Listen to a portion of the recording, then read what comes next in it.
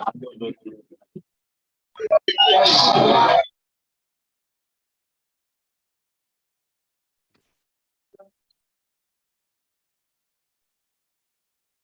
everyone. Welcome to today's lecture. My name is Anita, and I welcome you all. I'm expecting today is going to be a very beautiful lecture and a beautiful day. Sit back and let's pay attention to host who I will be presenting. His name is Samalia Koloma. And I'm going to Samaila, not Samalia. Samahia, sorry about that. Pardon me. I'm just going to do a little introduction about host. And today, Samaya. Yes. Hello, Anita. So yes. the class is going to take some time to fill up. Maybe you give them their usual 5 minutes so that everybody could enter.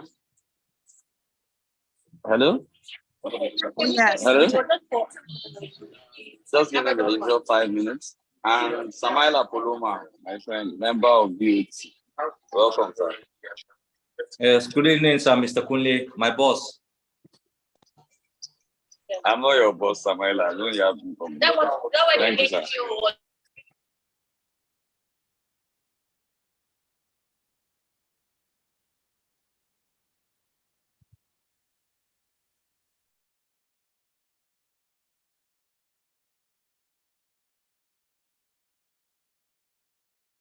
Hello, I can't seem to hear you guys.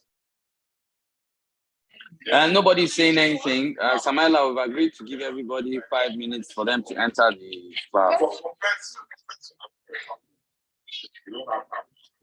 All right, then that's fine. Okay, just give 5 minutes so that the class can populate. Then Anita will continue reading your profile at that time. I'm wondering where everybody is. I think it's because Sunday, but class will pick up. Thank you very much. Yeah.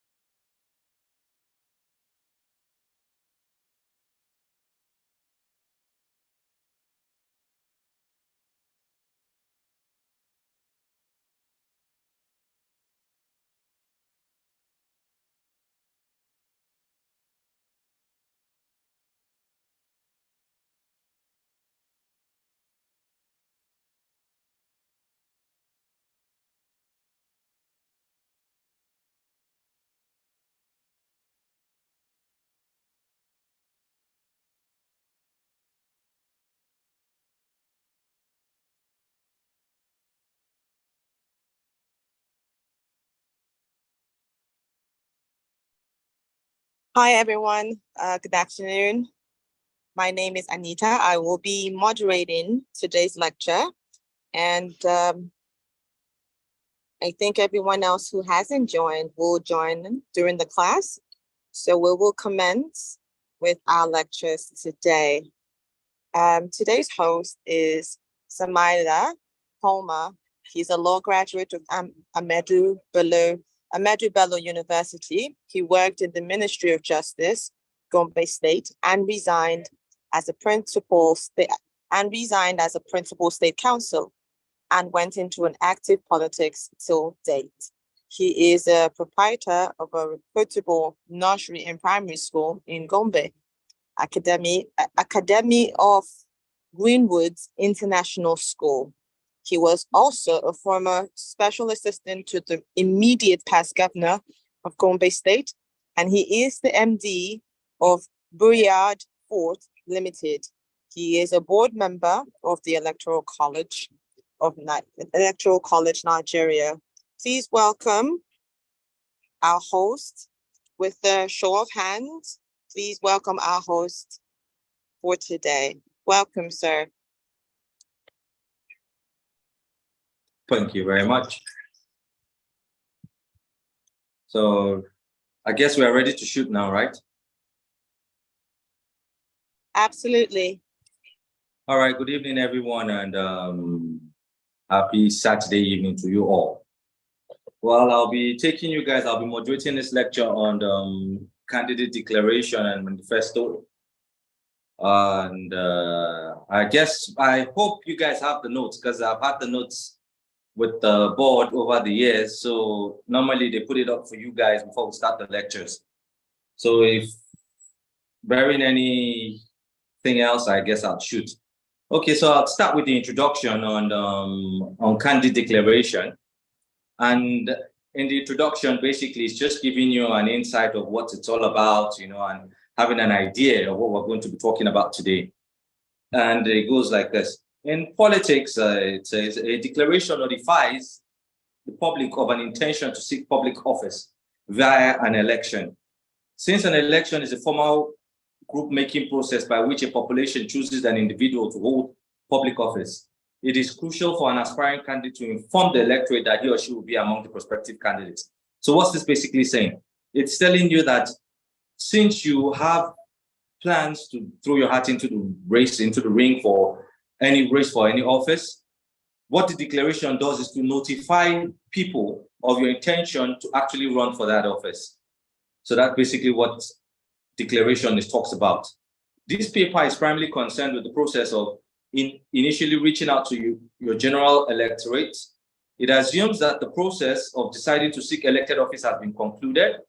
Letters of intent have been distributed to necessary stakeholders, and that prospective candidates have or has the ideological / moral or other convictions to seek office, which will be drawn upon and conveyed in the declaration itself and subsequent campaigning. What's this saying? Prior to you making a declaration, it's obvious that you should have already thought about, okay, what office do I want to run for? What do I have the capacity to run for? And what are my credentials? Do they suit whatever office I'm planning to run for? That's what this is talking about. And you normally ask questions like, which office do I want to fill? Am I qualified? Why do I want to run for this office? How can I make a difference? Am I ready for all the challenges? Do I have the support of stakeholders?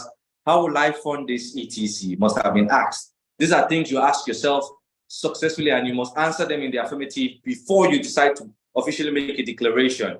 Because if you cannot answer these questions in the affirmative, then you probably will have a problem by the time you decide to make a declaration and you start finding out that, okay, maybe you don't have the requisite qualifications, or do you have the moral conviction to do what you're doing, etc. A declaration must be an introduction as well as a preview of who the intended candidate is, what his political views are, what he or she hopes to bring to the sought-out office, and how he or she will deliver on those goals.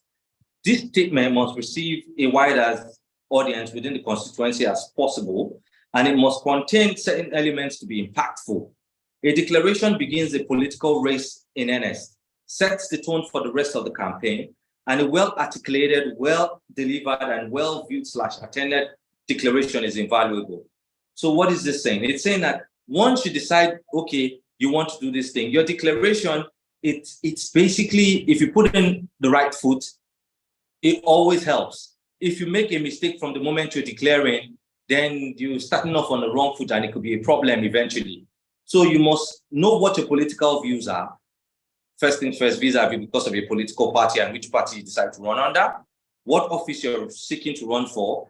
You won't decide to just, okay, make a declaration to run for the office, for example, of governor, when you know, okay, you don't have the requisite qualifications or knowledge or know-how to run for those offices. So it's always good to make to list all these things, questions, and answer them yourself before you decide to make a declaration on whichever office you think you're fit to run for. Now we're going to the note proper. What is a declaration? The word in itself is self-explanatory. It's a statement by an aspiring candidate by which he or she officially tells the world of his intention to contest for an elective office. Traditionally, it involves reading out prepared documents. In most advanced countries, and even in Nigeria today, because our democracy is progressing, gradually.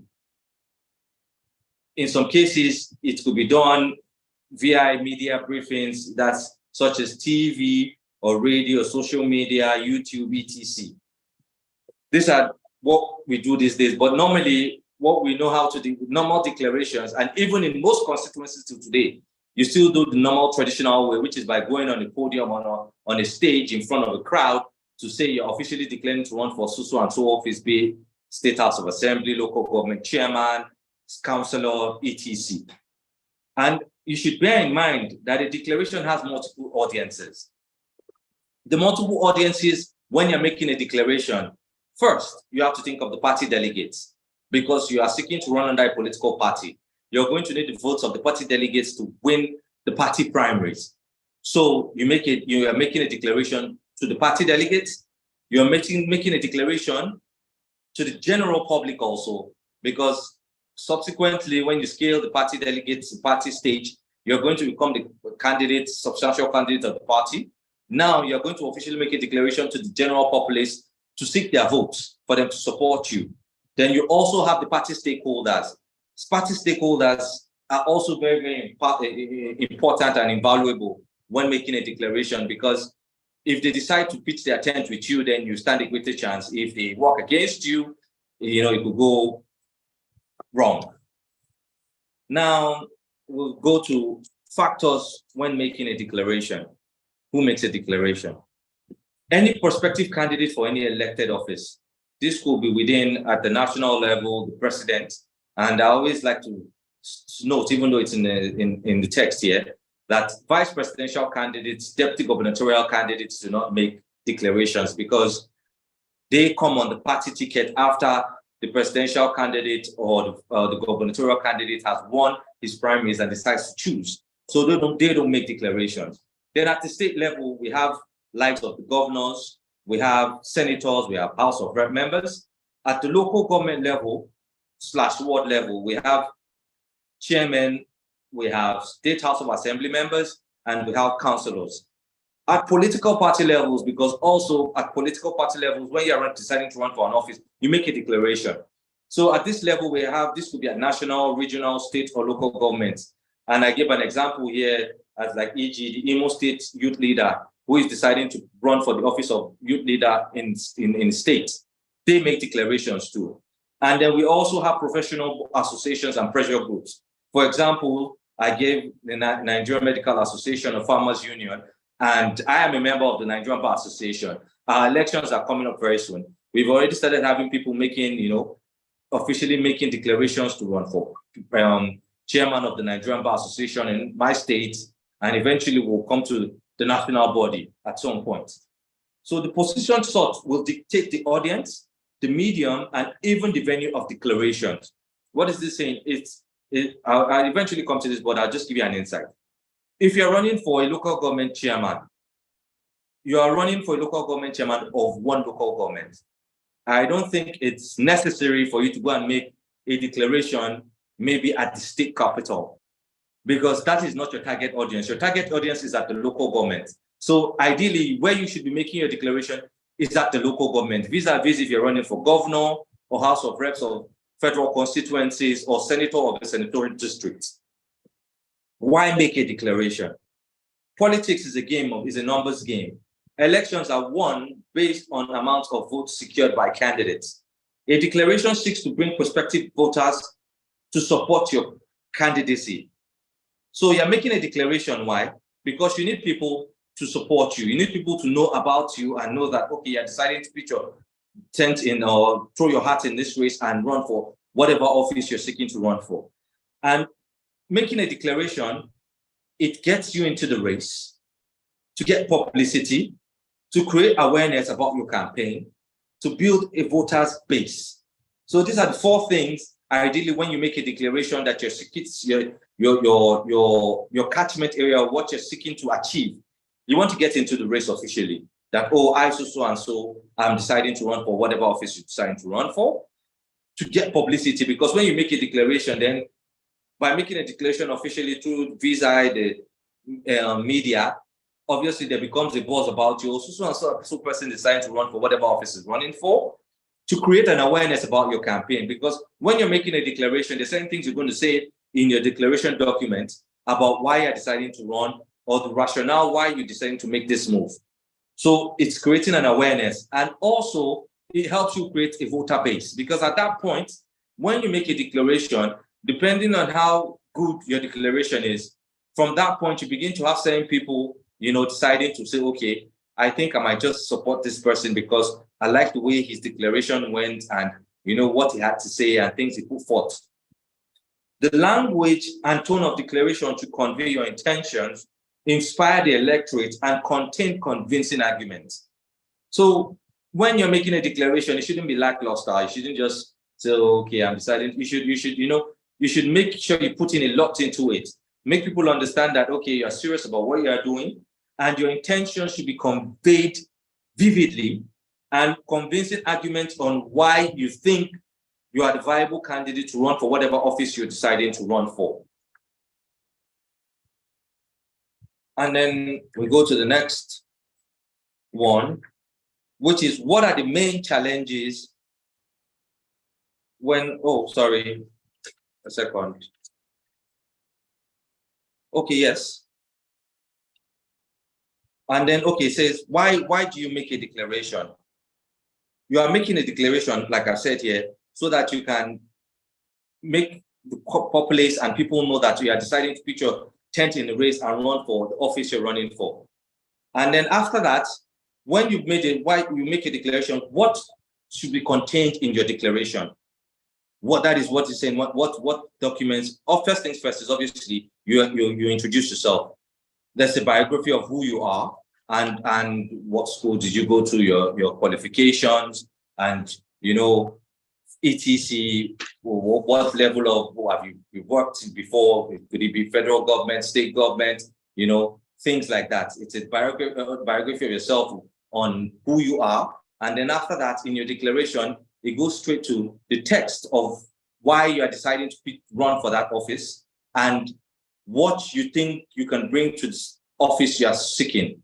Now, when you're in your declaration document, I always say things like, you should go straight to the point. You shouldn't start to bring the verbose arguments and etc. and things like that, and why you are deciding to run for sort of office. Just go straight to the point in your text. Why are you running for the office? What do you think you can bring to the office that you're seeking to run for? And you give a brief history of, okay, for example, if you're running for the governor of, I'll say, for example, of Lagos State. Now you're running for the governor of Lagos State. In your declaration document, there should be a brief history of, what has transpired politically in that state and why you have decided to run for that office and what you think can change and what you can bring going forth. So these are brief texts that should be in your declaration when you're making a declaration, who you are, explaining who you are, your autobiography, what your level of qualifications, your experience in life, why you're running for that office, what you think you can bring to the sought out office, etc. These are major things you bring in your declaration document. Now, after that, we'll go to what are the main challenges when making a declaration? The main challenges when making a declaration are: a declaration requires that carefully thought out and meticulous execution, both when planning it and when executing it. Some of the biggest challenges include, and these are challenges I always say, it is not exhaustive, but these are the things that, I believe that most people when making a declaration would encounter. So these are things you should put at the back of your mind when making a declaration. Committing your thoughts to paper. It's not easy. A lot of people will know how to talk. Right now, I'm talking to you. If you're talking with your friends, you can go on and on about how, you think why you should run for so and so office. But when you're committing that thought to paper, it becomes a problem because you don't know what to put before what, how to quote your words and, comment so that it comes out presentable when you are actually declaring your text to people. So that could be a problem when making a declaration. Then the next one is research and isolating relevant information. When you're making it, before you make it, these are things you need to research. Okay, what is relevant to your declaration? What is relevant? These are things that you must have thought about. You must go on and on and on, cross these things out, add things, input into it. So it's always not easy doing all these things. The third thing is proofreading and fact-checking. We've come to see of recent a lot of times, especially in Nigeria, there's this fact-checking. A lot of people, when they're making declarations, they say things that turn out to invariably not to be true, or over exaggerated, and they are fact-checked by people. And so this person, when he was making his declaration, made so and so facts. For example, you could say maybe the debt of the country is 100 trillion, and when in actual fact that's wrong. It's about 40-something trillion. So you see, these are things you must proofread and fact-check what you're saying in your declaration before you make the official declaration, because it could come out, it could work against you eventually. Production cost. Like I said earlier on, when you're making before you make a declaration, you must have a budget. And I think there's supposed to be a class on things about your budget. And so I don't know whether you guys have held that class yet, but if you've not held it, it will come up. These are things you must put into consideration. You must know that, okay, there's going to be a cost on production of the documents you're going to declare, because you must share them out at like leaflets or depending on where you're making that declaration. Distribution is always not easy. I don't know how many of you have been to political declarations. You end up finding out that at the end of most of those declarations, a lot of people don't have the text of the declaration. But if you're like maybe like a party member or one of the people that organizes it, you'll find out that at the end of the declaration, you see a lot of text of the documents stashed there, which have not been distributed to people. So you should make sure that your declaration documents are effectively distributed to those who you think or require them, because it will help. Gathering an audience. Gathering an audience, it's not easy. We always know that gathering an audience could be a very difficult thing. Now, when you're making a declaration, you should always put into consideration the day you're making a declaration. Ideally, most viable times are weekends, because if you're going to do it on a weekday, most people are at work. If you're doing it on a public holiday, a lot of people will be very nonchalant about it, because probably they want to just relax. And then why would this person be making a declaration on a day when they feel like, they should, kick their feet up and just do other things? So you should always put this into consideration when making a declaration. Make sure you put your declaration on a day that you know that you'll be able to gather an audience. Because if you're making a declaration and it flops, that's not good also. So you should be ready and put this at the back of your mind. Then delivery in front of a crowd. I'm sure a lot of you, probably through university, if some of you are still in university, when you're making presentations, it's so easy to talk to your friends. But when you're gathered in front of a crowd, it could become quite difficult, because sometimes the crowd might be hostile. Sometimes, you just become, you could become a little bit wary and scared, because the crowd is large and you don't know how to put your words out to people. So these are things that you should always put at the back of your mind and put into consideration that could be a challenge when making a declaration. And ideally, these are things that you should, before you make a declaration, I normally advise you should have friends that, you you'd like, like a trial, like a mock trial with them, on your declaration, so that they see how up to it you are and whether you're ready to deliver. Then security. When making declarations, security is a very paramount thing. Like I always say, and I've said countless times, when you make a declaration, for example, I'll give you an example. Now, if you're running for State House of Assembly, now I don't know whether this happens in every constituency, but I'm coming from my state. For example, you're making a declaration, I'm from a local government called Balanga local government. We have 5 wards if you're running for State House of Assembly member. Now, those 5 wards, you're going to have to go to each and every of the 5 wards to make a declaration. That's how it works. If you do not do that, you will have a problem, because each of the wards believes that ideally you must come to them and officially make a declaration. That's when it shows that they are serious and you want their votes. Now, you go to those 5 wards. For example, you go to one of the wards. One of the wards might probably be your ward. You don't have a problem with security because, yes, they know you, so they'll be very receptive towards you. Now you're going to the 4 other wards. The 4 other wards probably have candidates that are running for that office you're running for, or the incumbent that you are going to challenge is from one of those other 5 wards. So you see the crowd might be hostile, so you have to always put into consideration that you need security, just in case to forestall anything that can go wrong. We're not saying anything will go wrong or hoping for and praying, but we know how politics is in this country. It can be a very, very feisty affair. So you should always put into consideration that things can go wrong, and you should be prepared and have security just in case. Now, transportation and logistics. I gave you an example earlier on. You're going to go and make a declaration in 5 different wards. You are going to have to transport yourself, logistics. You have to, obviously, you have people with you that go around with you, and etc. So these are things that you should put into consideration when making a declaration. And then provision of motivation, such as monetary consideration and refreshment. I always say this, you're not bribing people.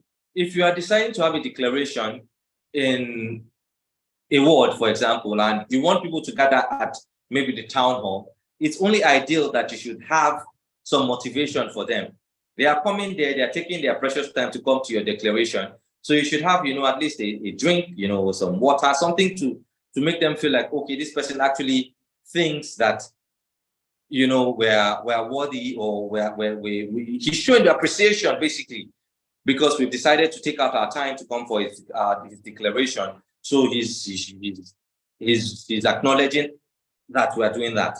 So you give them, we're not saying you should go and bribe them or give them so much money. So it depends. Sometimes transportation. Okay, since that you put into consideration that they are coming from maybe wards or polling units that are deep inside. So you're giving them a stipend, okay, that this is for transportation costs. So it's not a bribery. It's just motivation to make them feel like, okay, this person feels like, he understands, and it's encouraging also. And it helps you eventually, because they'll be like, okay, this person is someone that maybe we can actually, relate with. And then negative reception. I told you about security, and security vis-a-vis negative reception. What's the negative reception is that there are people that might heckle you, they boo you. So you should just be ready for things like that. You should block it out of your mind. A lot of people might you even see on social media, run up to last elections, when candidates will go to different states or local governments, and I'm from the north, and you hear them say things like Bamayi. In Hausa, Bamayi means we're not supporting you. But you still have to block that out of your mind and go on with your declaration, because it can actually ruffle your feathers.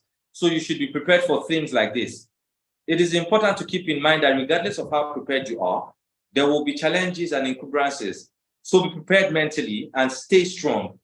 Be guided by your convictions and ambition, because your conviction and ambition is what will really push you when things can go, sideways. You can never expect totally what can go wrong, but the mere fact that you're convicted and your conviction is that, okay, you believe you can do this, and you have this high ambition, then it will help you and it propel you to face all the challenges that might come your way when making a declaration. Earlier on, I talked about where you make a declaration, but now this goes in depth into it. Where should I make a declaration? Depending on the office sought and its respective constituencies, declarations are made in the following arenas. Like I said, national television, people running for presidency. We saw likes of Tinubu and Atiku, who are the front runners, and Peter Obi. They were making their declarations. Since it was at the national level, it was on national TV, etc. State televisions, if you're running for gubernatorial, state governor, or senatorial districts, or House of Rep members, etc. Local radios. We saw a lot of these things going on local radios. We've seen it, town halls and social gatherings, which is the traditional way and which people have used to make declarations initially. But now we're departing away from the traditional way of making declarations, which is town hall and social gatherings. But they still happen because, like I told you, if you're running for a local office, the local people, how many of them have TV stations, the TVs in their houses or radios? So they prefer the traditional way where you gather a mammoth crowd, maybe under a tree, and then you are standing on a podium to make a declaration to them. And then on social media. Note that some of these may be used and that you may have to repeat your declaration a number of times, which is like I said, a declaration is not that you make a declaration once and you think it's over. Even in constituencies, when you're running for federal constituencies, you are probably going to have to go to different wards. Sometimes they're up to 20. It's a tedious process. And you are going to keep repeating yourself and keep making these declarations in those wards. So these are things you should put at the back of your mind when making a declaration. Now, these are some helpful tips when making a declaration. Try to choose a perfect day to make a declaration when activity is low, such as weekends. I said public holidays, yes, which could be a problem, but normally weekends is ideal time because then people would tune in to watch your declaration or can come out to watch your declaration. Don't announce your campaign before you have a campaign budget and strategy in place. You don't begin to make a declaration before you have a campaign budget and etc. because then things can go wrong. These are things that these are prerequisites basically before you make a declaration. You should have put these things into place before you make an official declaration. Test your theme and messages before you declare such the important issues you wish to address, your action plan, and your political philosophy. So you do these things before you make a declaration. You test your team with your friend. Like I said, you have a group of friends who will play devil's advocates. People that you know will tell you, okay, this thing doesn't work out right. This is what we should use. This is what we shouldn't use. You test these things, you go back and forth with people, try and read out your declaration text to them, and then see whether it resounds with them before you make your official declaration. Select the most ideal location to announce, bearing your target audience in mind. Now, what is this saying? For example, if you're going to make a declaration to market women, you will not go to the national TV and make a declaration to them. You will go to the market square to make a declaration.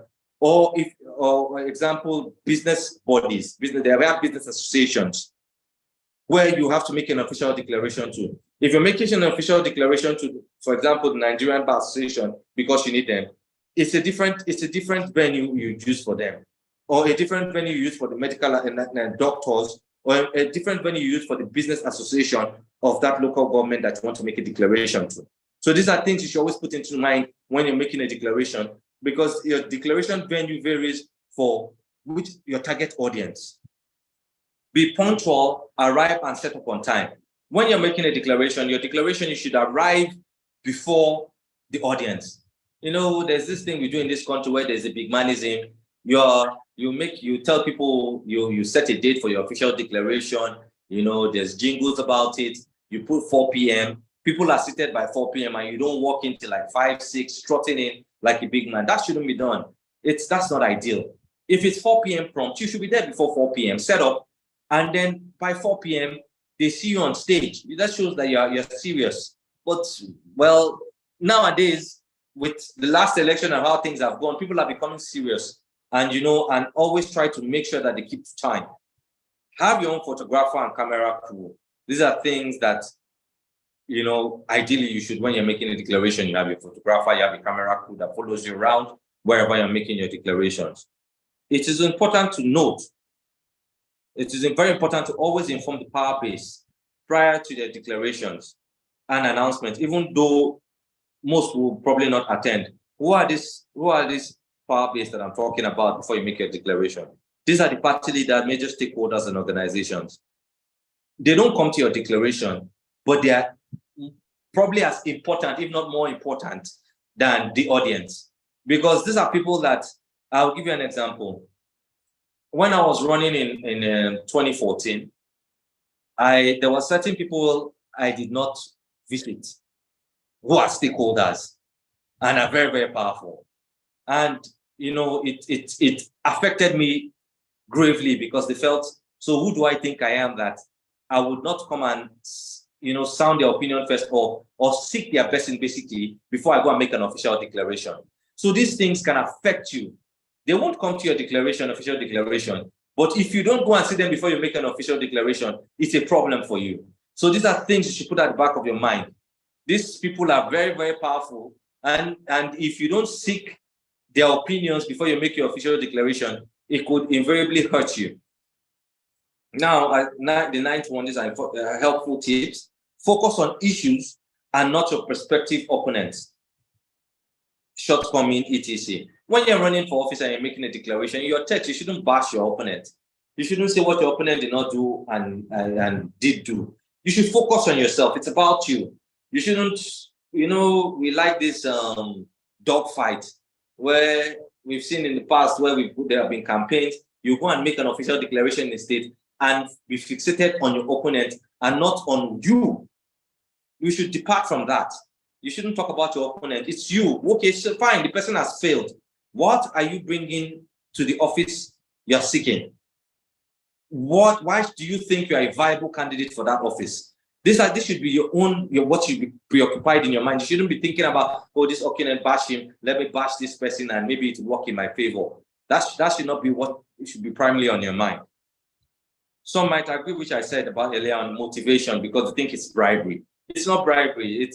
It's a custom. It's a norm. There's no official or written rule that says you must give people money and things of that sort. But you should put into mind that, some motivation does help. It's something that you should just put at the mark of your mind. We're not saying, okay, you should now start doling out high quantities of cash or gifts, but it helps when you motivate people. Now, I guess this is the conclusion. Yeah, I'm coming to conclusion. A lot of aspiring candidates have not realized, or in fact tend to ignore the importance of a declaration. It is a very pivotal part of any successful campaign. There is a lot of planning which goes on before a declaration. Sometimes it takes years to develop.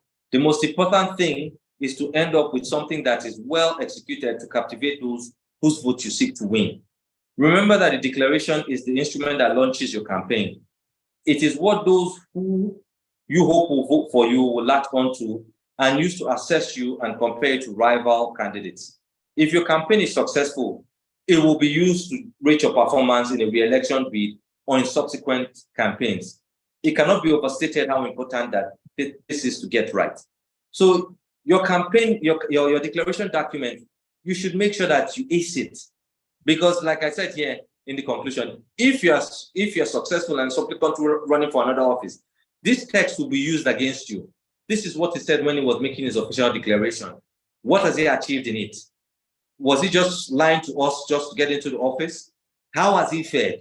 So you should also make sure that you put in things that you know you can do, not just lie to captivate people at that point, and then after that you feel, okay, well, to hell with them. You should always put this into consideration. Thank you. I hope you did understand this, and if there was no clarity or you have any questions, then I'm open to answer questions from you guys. Thank you. Thank you so much. If you're open to answer questions, to state your questions, please put them down below in the chat box. And if you have any questions, please indicate by a show of hands. The emoji, put your emoji on and your mic will be mute. So please, if you've got questions, write it in the chat box below. If you can't say anything, or if you do want to say something or ask your question, your mic will be mute and you can ask your question. Please indicate that you want to ask a question.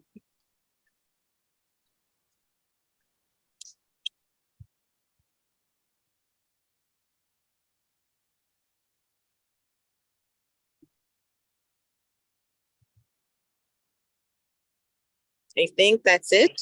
No one wants to ask a question. And it means we have comprehended everything that was said today. I'm sorry, I can see someone is saying who can see the transcript. Is it that some people did not get the lecture notes?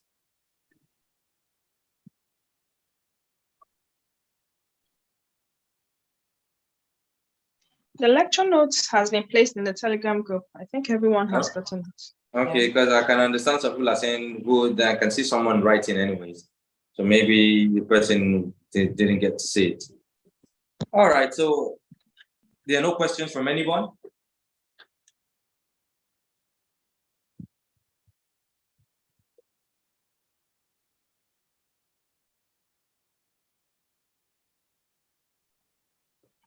I think the class was probably so direct and clear. Can see excellent delivery, wonderful delivery. So. Okay, so we don't have questions. It's well understood. Okay. Yes, you did a very good job, sir. All right, then. Okay. 2 hands are up. Okay, I think Yes. 2 people. Okay. Anita, please go ahead. We've got Fatima who wants to ask a question. Fatima, I will mute your mic and you can ask a question, please.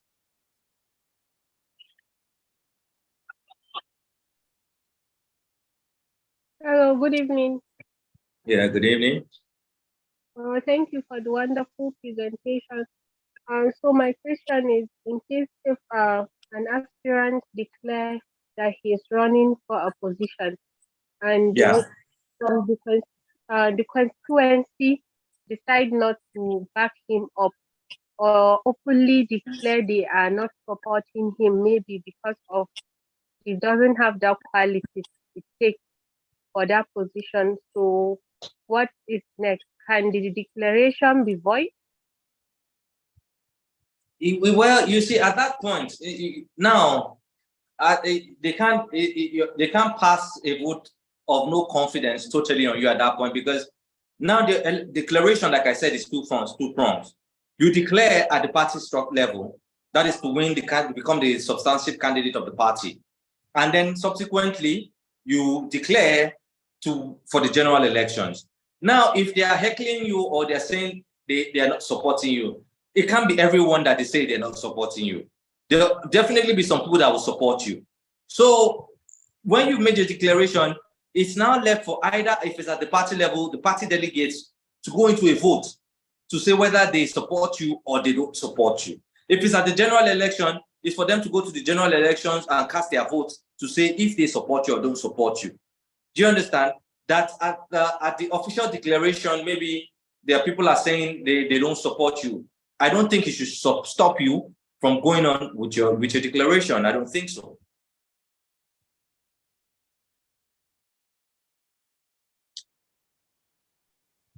Is that clear, Fatima? Is the answer your question answered properly? Yes, it is answered. Thank you. Okay, thank you, Fatima. Akishe Mui has a question. I will unmute your mic, please. All right, good afternoon. Can you hear me? Yeah, I can hear you. Okay, thanks for the class or lecture. It was very straightforward, straight to the point. Everything was clear. But you were describing some stakeholders that you have to acknowledge and visit before your declaration. It sounded like you were describing godfathers, but I know that's not what you were saying, but it's kind of sounded like that. But so who are these stakeholders you are describing, in the party? Like, can you explain who the stakeholders are and who they can be? And my second question is concerning when you are making a declaration and you are gathering a crowd. You said, you can give people something. It can be in form of money too. So how can you, in what way can you, give people money without it coming off like it's a bribe? Because that can also play against you. People can use that against you, like, oh, you were sharing money and that kind of thing. So yeah, I hope you get my question. Okay, I did. Okay, so the first question, who are the stakeholders? Now that's a very, very tricky one, but I'll give you a little insight on who stakeholders will be. Now at the party level, for example, they are running for let me even say governor. In the party, you are going to have members of the BOT, members of the board of trustees of your party that are from your state. The BOT members are members at the national level. You have members of the National Working Committee at the federal level. Some of them are from your state. You have renowned politicians from your state that maybe before you even came into politics, you've heard of them, they've held positions like senators, reps, some have even been governors, Now, those are the stakeholders. These people can be very, very, very, very dangerous. So you have to go and defer to them before you make your official declaration. Now, I'm not saying this is exhaustive. This is the list that is exhaustive. Even your king in your village is a stakeholder. Do you understand? So it's not an exhaustive list, but depending on where you're from, you'll be able to outline who and who could be instrumental or who could be detrimental to your declaration. So those people are what are called stakeholders. Because if your king might not be in your party, but he wields a lot of influence that he can maybe talk to the powers that be in the party to support your candidature. Do you understand? So I hope on stakeholders, you have an insight of who are the stakeholders or who they could be. Now, you're talking of motivation. If you've ever been to any official declaration, now I'll give you an example, maybe when I was at the official declaration, I'm a PDP member. Now, nobody should hold that against me because everybody has their political affiliations. When our presidential candidate was declaring 2 years ago, at the official declaration, there was a bag that was given to everybody that came to the official declaration. And in the declaration, they had things in there. They had books, they had the official declaration text, they had drinks, they had water. Now, at that one, there wasn't money. But when you are coming down to a local level, that is when it will be advisable to put stipends. We're not saying you should give them, for example, now, if you go to my village now, if I'm making a declaration at the ward level, and in an envelope, I put $2,000 in an envelope, okay, this is like transportation cost. That's not bribery. It's just to make them, to acknowledge that, okay, these people have decided to go out of their way to come for your declaration. It's not a bribery, and that I don't think that can be held against you anywhere. Thank you. I hope you understand that now. That's very straight to the point, straight to the answer. I like the way they. Yeah.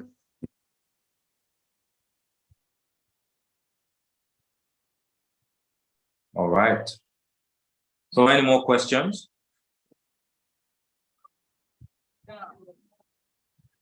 Yes, Madine has a question. I'm gonna mute your mic now, okay? All right. Good evening. Can you guys hear me? Yes, we can hear you. Okay. So I just have two quick questions. I'm a journalist. I'm in the media space. So I wanted to ask. I remember. I don't know if I'm remembering correctly, but the Vice President, Yemi Osinbajo, his declaration, I believe all he did was send a recorded message to different media houses. I don't know if I'm remembering correctly, but I don't think he held an actual event where he declared. He just sent messages, and it was played on air, NTA, and even my own channel and all that. So I was wondering, could that have affected him in any way? Just a thought, because I saw people like Yaya Bello had entire carnivals. Atiku Abubakar had his own, I think, at the conference center and so on and so forth. So I wonder if that affected anything. And then the second question, those stakeholders or special stakeholders, do they also need encouragement? I'm just wondering, because we hear stories that this candidate visited this traditional ruler and he dropped 100 million naira. And I wonder, is that encouragement or is that straight up bribe? So those are my questions. Thank you. All right. On the first question about Yemi Osinbajo, Now, I don't really know. I can't say for a fact how his declaration was made because, like I wasn't in support of the APC. But I don't think in Oshibanjo's case, Nigeria, this is how things should be done, but things are not done the proper way. So I don't know whether that affected him or did not affect him. And the rumors are abound. We know that the APC primaries, they're saying people were bought. So I don't think his declaration affected him. It just wasn't strong enough politically to win the primaries. That's just what it is. Do you understand? That's my own opinion of the Osibanjo case. That's my own opinion. And in your second question of stakeholders and bribery, yes, there's a thin line between bribery and motivation. Now, what someone might call bribery might be called motivation to someone else, depending on your pockets. I guess it depends on your pockets. Yes, some people will call it bribery. Some people will say, "Oh, I went to just one." There's a saying, "Na that means I knocked on the door. So that money that I gave is just okay to knock that. Okay, traditionally I'm running for this office, so you should be aware. Do you understand? So it's a two-way thing. It could be a bribery. It could be motivation.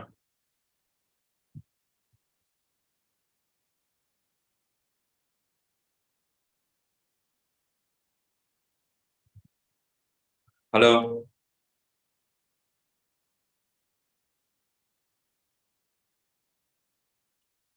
All right. So any more questions?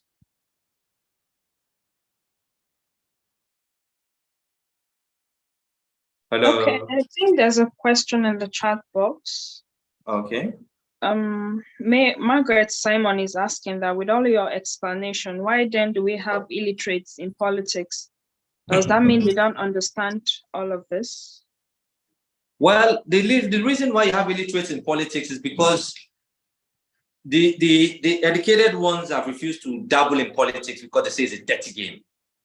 So till the educated ones are ready to pitch their throw their hats into the race, the illiterates will keep running the game because they are the ones that are ready to do it. The educated ones, I remember when I first told a lot of my friends I was going to put like, that's so dirty. Can you think you can withstand it? Yes, it's a dirty game, but if we're all deciding to say it's a dirty game and standing on the side, then the illiterates will continue to run.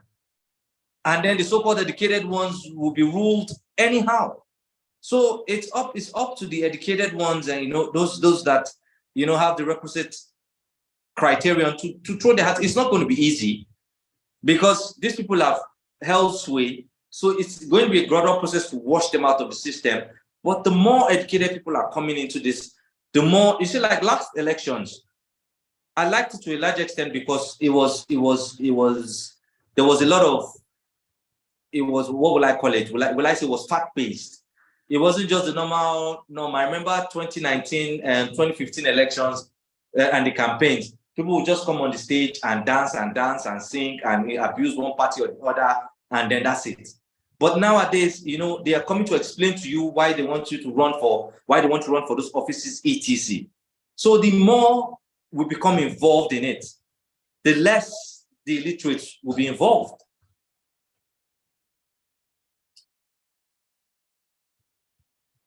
All right, that's the summary of the answer, be involved. Okay, so I think Benjamin Aren also has two questions. He's asking what happens if your constituent members demand for an MOU kind of from you in exchange for voting you into office?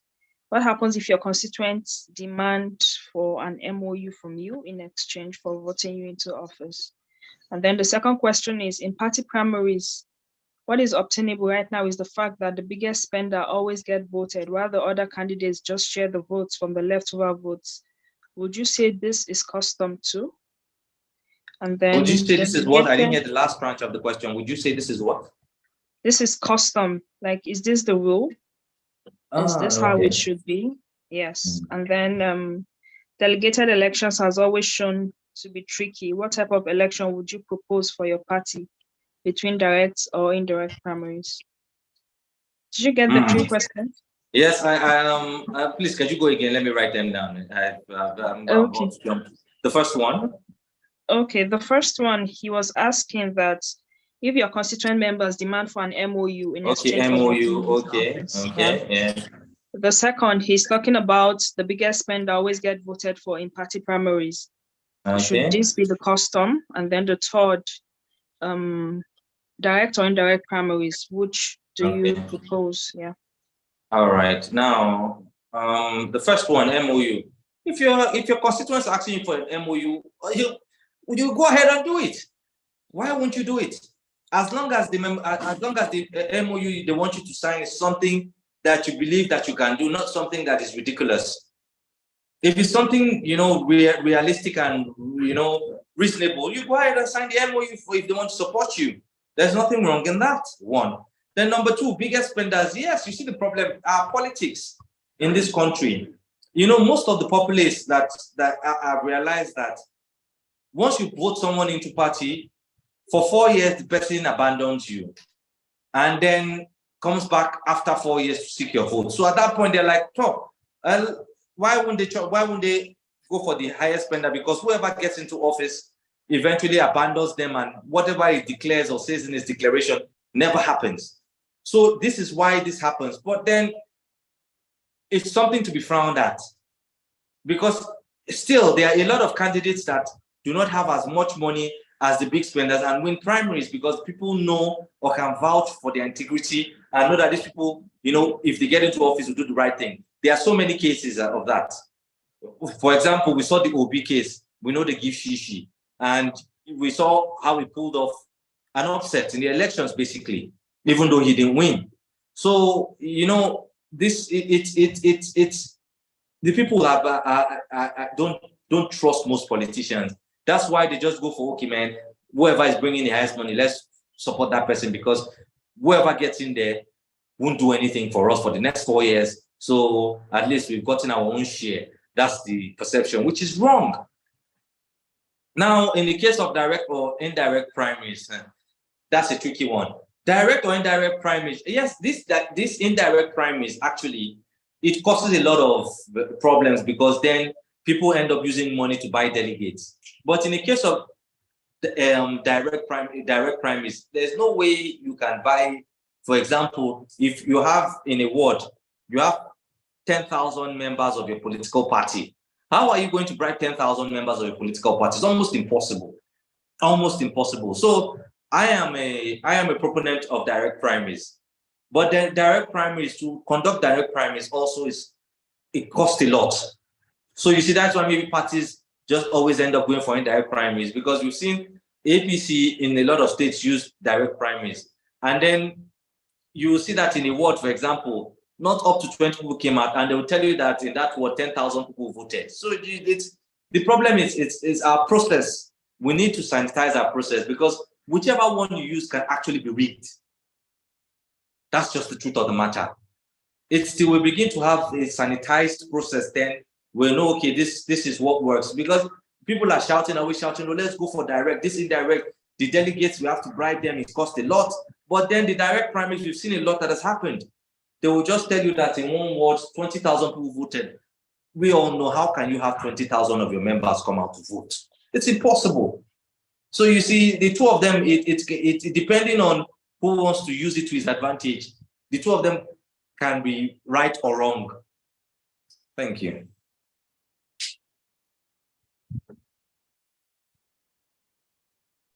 Okay, awesome. Do we still have any more questions? Okay, Abdulkader, you can ask your question.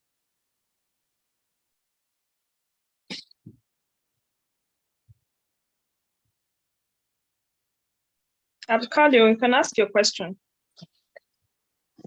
And someone is asking for your Twitter handle, so maybe you could drop that in the chat box. I am Samaila at I am Samaila. I am Samaila. My name. Okay. Although I've been off Twitter for a bit though, because Twitter right now, the place is just to It's like a jungle. Exactly. Okay, I think Abdulkadir does not have a question anymore. His hands are down.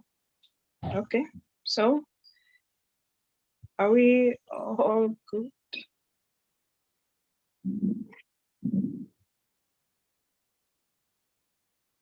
Okay, I don't think there are any more questions. All right, then I guess in the absence of any questions, I'd say a good evening to you all and enjoy the rest of your weekend. Thank you so much, sir. It's always a pleasure having you. Thank you. All right. Yeah. Good night. So thank you everyone for joining. And campaign starts tomorrow, like we were told yesterday. So get ready for that.